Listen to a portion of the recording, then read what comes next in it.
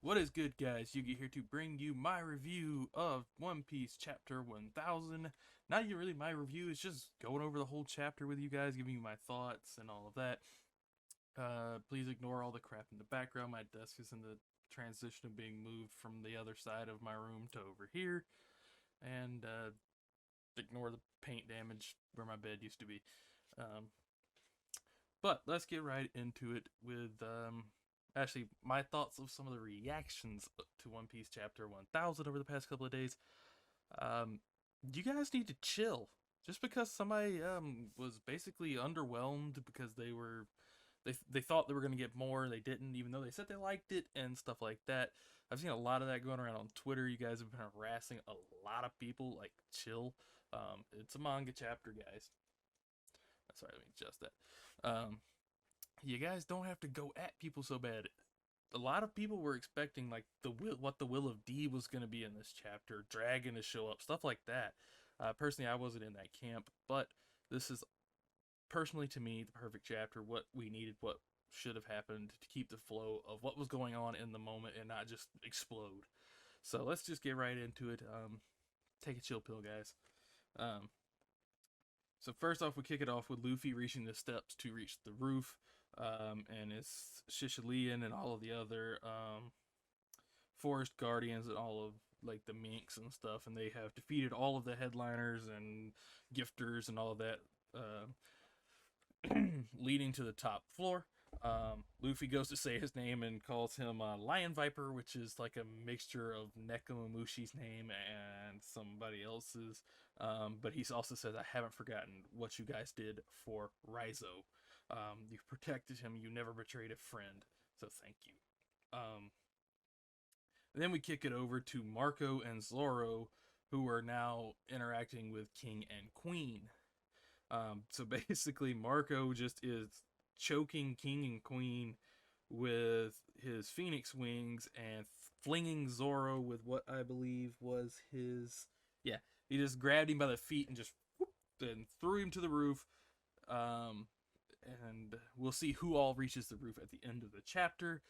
Then we kick it over to Yamato and Momonosuke, and Yamato is explaining to Momo the will of D and all the stuff in Odin's journal.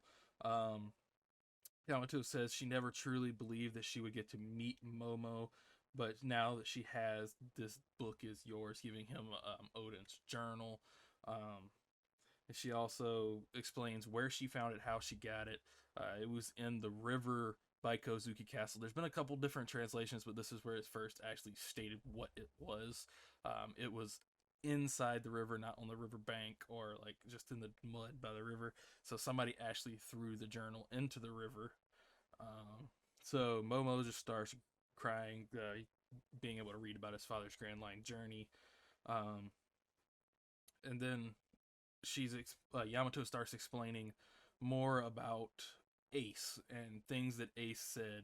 Um, After she says you were born on Whitebeard's ship and Roger's ship, and that Odin predicted in 20 years into the future, um, there would be born an overwhelming by young. The new world will be overwhelmed by young, powerful pirates, which is where they are now. And she's explaining that to Momo. Um, and then she said when she believed it was Ace at first that the prophecy was about, but after Ace died, she remembers something, and it was something Ace said about Luffy. It was here. I'll just read it verbatim. Shoot, that was a slip of the tongue. I wasn't supposed to say that. You didn't hear that from me. Forget about it. Anyways, don't laugh at that. Me and Saba won't allow it. Um, that at the end of my little brother's dream. So we still don't know what exactly this is that Roger and Luffy both have said. It's not I want to be the king of the pirates because we've seen them both say that. Um, but this is something that has Ace very, very serious. And he goes straight from giggling and laughing to being very, very serious. Sure, when Luffy first said it, we laughed, but that's okay. Nobody else can laugh. We believe in him. I really think he can make it happen. And that's why. And then Yamato just starts freaking out. Ace, huh? Hey, what's the big deal, Yamato? I'm not going to laugh at him. Those are words the king of the pirates spoke. Um, Then words that stunned Odin. In the journal of Odin of Kozuki Odin, there was a great man who said the same thing. Of course I wouldn't laugh at him. Your brother is incredible. Oh yeah? A great man, huh? That's good to hear. Um, so Ace kind of just chuckles. This is probably the first time he's ever heard anybody call Roger a great man, because that's why he had the daddy complex that Whitebeard helps him get over. Is because they all wanted him dead because of who his father was. They wanted to murder Roger, which they did. They didn't murder him. They executed him, even though he turned himself in and all that stuff. Maybe one day me and Luffy should sit down with him for a drink. Ha ha ha. I bet you would have gotten along. Would have? Well, he's already dead. You're talking about a dead guy? Um, yeah. So either the great man was Roger, I think it's Roger from Ace's face and just the words he's saying, but then this line kind of confuses me, so it could be Joy Boy. Um, if it's Joy Boy, that kind of makes sense because they're drawing the parallels that Luffy is going to be Joy Boy's descendant or reincarnate. Um, is shown, and that's gonna happen, guys. Um, and it was Yamato thought it was Ace, but in fact it's going to be Luffy. There it's done. This is your Vivre card, which is something else that I find just neat. It's not big revelation or anything. It's just we know who um, Ace got the Vivre card from. It gives more impact to Ace giving the Vivre card to Luffy and Alabasta. It just sends you. When I first read it, it just sent me straight back to Alabasta when Ace tears off the piece of paper and gives it to Luffy, and how important that piece of paper was to Luffy. It just draws a stronger connection between Luffy and Yamato. So hashtag Yamato for Straw Hat. Um, and just how much Yamato and Ace got along and how well they were like friends just from that short, brief period. She explains what a Vivre card is to Ace and tells him they want to meet again one day, and Ace responds, "You bet." And then one day, Ace's card just disappeared. Shortly after that, I learned of his death in the newspaper. I learned that Ace was Roger's son, and that his little brother really had made a name for himself as a pirate. That was Luffy, the man you brought here. This is what Odin wrote about the future. Over 20 years in the future, powerful pirates leading the next generation. And here, all of them stay back. I'm reading it out of context. Okay. The way the panels are on my phone are really weird, so let me put it in portrait mode. Okay. Over 20 years in the future, powerful pirates leading the next generation will come swarming into the new world. If I am dead by then, they will be the ones to sit down and strike Kaido. And this is a 2-page spread with a panel that I've been predicting for a very long time. And I know my buddy Kaio. If you guys have seen any of my videos, you've seen Kaio at least at some point. Has been talking about this for years. Actually, our first collab together, I'm pretty sure is the one where we spent like an hour just talking about the potential of what a panel like this could look like. And this is everything that I had hoped for and more. It is Kid, Killer, Luffy, Zoro, and Law. Some of the coolest characters in One Piece facing off against Kaido and Big Mom.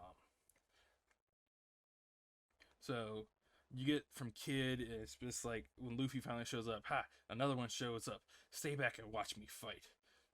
But of course, Kaido and Big Mom are basically here for Luffy. Um, they're basically talking about how much what Luffy was saying and all kind of stuff like that. And Kaido tells Lin Lin, "Can you believe what this boy said to me?" and stuff like that. And Lin Lin says, "Yes, he was quite insolent to me too, and destroyed my castle. I want an apology." But Luffy, in a very very striking panel, just walks in between Kaido and Big Mom without missing a beat, without looking at them, without saying a word. Just walks straight past them. Kaido is yelling, "Boy, say it again. Tell them what you said to me." And Luffy just bends down, grabs Kinemon. "You alright, Kinemon? I'm sorry it took me so long." And Kinemon's just coughing up blood, and Luffy looks over. and all of the 9 red scabbards are down and severely injured. Raizo, his face is basically crushed. Kiku, we know she was missing her arm. Denjiro, who is conscious, the only other one conscious other than Kinemon, and he's crying. Um, Inuarashi is slammed up against a wall with his head bleeding. Kawamatsu also looks like his face has been crushed in. Ashura Doji is bleeding from his eye and face. Nekomamushi is cut all over his body. And Izo is lying face down, bleeding from his mouth. So they all are very seriously injured because those are all places that are, in the real world, deadly if you're bleeding from there. This is One Piece, so more than likely they're going to be okay, but it's still a very, very striking battle. Kinemon says, "Alas, huff, huff, when I pass on, I have nothing to show Lord Odin but my shame. Will you put Wano on your back?" "Of course I will. It's my friend's country." And then Kaido goes and says, "Hey, boy," and goes to swing down his kanabo. And Kinemon's just crying, saying, "Sir Luffy." And Luffy just yells at Law, "Traffy, send them all down below." And Luffy gets a very, very angry face. That we haven't seen a face like this probably since Charlos when he shot our good buddy Hachi. Jumps up, Gear 3, Gamu Gamu no. And then in between the panel, he's remembering, "Raizo is safe and alive and well. We would never sell a comrade to an enemy country. I want to defeat Kaido. We crossed through time to arrive here from Wano 20 years ago. The friendly oddball of Ebisu Town shall make the final grand journey. The flames of rebellion still burn, the sparks have not gone out. Lord Odin, beloved by all, was taken to the flower capital as a criminal, tried and executed." And then we just see Luffy striking Kaido with Gamu Gamu no Gear 3rd, Red Rock. "Kaido, what are you doing? How could you let him strike you like that? I am Monkey D. Luffy. I am the man who will surpass you to be the king of the pirates." And that is the end of the chapter. And no, there have been far more exciting, far more hype chapters at milestones than this one. But this chapter strikes harder than a lot of those chapters. For it being chapter 1000, for it being just what it was today, Luffy finally reaching it, a panel that I've wanted to see for the last, 7, 8 years of being a One Piece fan. It's just surreal. Living to see chapter 1000, being in my time. Not much you can ask for. All the other manga that have reached chapter 1000 were long before I was born when they hit them. So it's just very awesome to see that. And on the Red Rock, I'm sure in the scans and stuff, it was ROCK, and there was probably all kind of stuff about it being named after rocks and stuff like that. No, it's another bird. It's a legendary bird in Mayan lore, something like that. I know there's a whole Yu-Gi-Oh thing about it. I'd never dabbled in that, but I know it's a very huge bird that's supposed to be like more powerful and bigger than the mightiest dragon and stuff like that. It's in D&D and stuff like that. But it's like an upgraded Red Hawk. Is lit on fire, and from stuff I've seen from like Artor on Twitter, the Japanese actually kanji says Fire Fist. So it's basically a tribute to what Ace wanted to do for Wano. Altogether, spectacular chapter. I loved it. I know a lot of people were very underwhelmed by what it was. But thank you for watching. Please like, comment, and subscribe. Yugi signing out. Peace, guys.